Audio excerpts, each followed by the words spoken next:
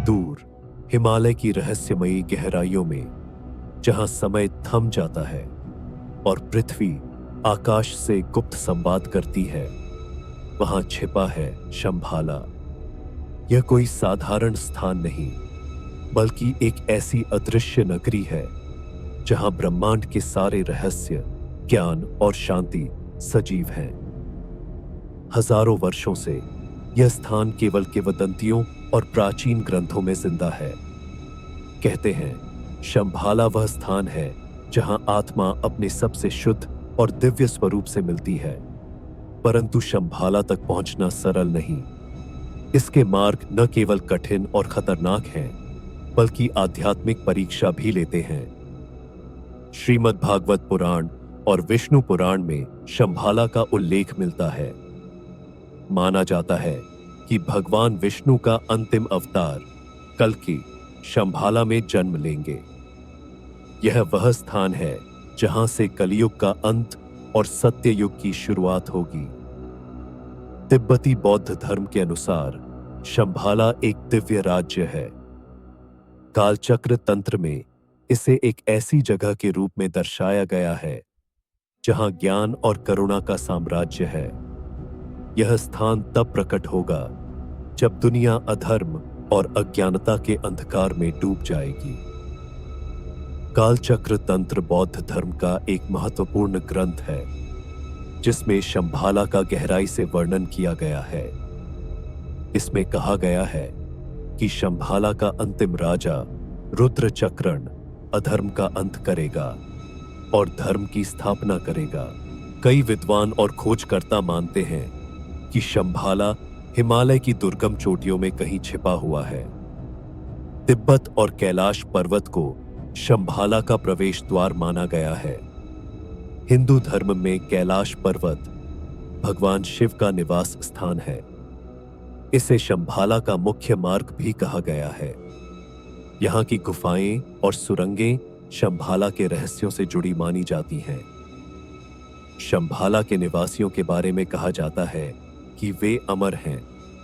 महाभारत के अनुसार अश्वत्थामा आज भी शंभाला में जीवित हैं। उनकी बुद्धिमत्ता और तकनीक इतनी उन्नत है कि वे समय यात्रा और टेलीपैथी का उपयोग कर सकते हैं। चिंतामणि पत्थर को इच्छा पूर्ति रत्न माना जाता है। यह पत्थर शंभाला की शक्ति का प्रतीक है। कहा जाता है कि यह पत्थर दिव्य शक्तियों से भरा हुआ है और मानवता को एक नई दिशा दे सकता है। अश्वत्थामा, जो महाभारत के योद्धा थे, आज भी शंभाला में रहते हैं। उनके पास अपार शक्ति और ज्ञान है। उनकी कहानी शंभाला के अदृश्य अस्तित्व को और गहराई देती है। श्रीमद् भागवत पुराण के अनुसार भगवान विष्णु का 10वां अवतार कल्कि शंभाला में जन्म लेंगे। यह घटना तब होगी जब कलयुग अपने चरम पर होगा और अधर्म का नाश करना आवश्यक होगा। 13वीं शताब्दी में गुजरात साम्राज्य के निवासियों ने शंभाला के ज्ञान और शक्तियों से अपने राज्य को समृद्ध किया। हालांकि यह साम्राज्य एक रात में रहस्यमय तरीके से गायब हो गया। उत्तराखंड की रूपकुंड झील में मिले मानव कंकालों को शंभाला की खोज से जोड़ा जाता है। ऐसा माना जाता है कि ये तीर्थयात्री शंभाला की खोज में आए थे और अप्रत्याशित दुर्घटना के शिकार हो गए। रूसी चित्रकार निकोलस रोरिक ने 1920 के दशक में शंभाला की खोज की।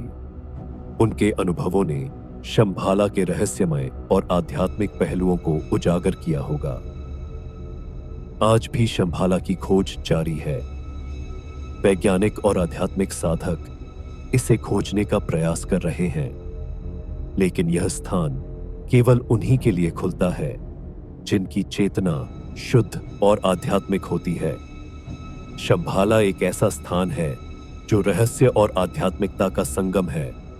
यह न केवल एक भौतिक स्थान है, बल्कि एक चेतना की अवस्था भी है। इसकी खोज में लगे लोग यह मानते हैं कि शंभाला मानवता का भविष्य बदल सकता है। अगर आपको हमारी यह कहानी पसंद आई हो और आप भी इस दिव्य यात्रा का हिस्सा बनना चाहते हैं तो हमारे चैनल को सब्सक्राइब करना न भूलें। आपके लिए हम हर बार ऐसी ही रहस्यमयी और प्रेरणादायक कहानियां लाते रहेंगे।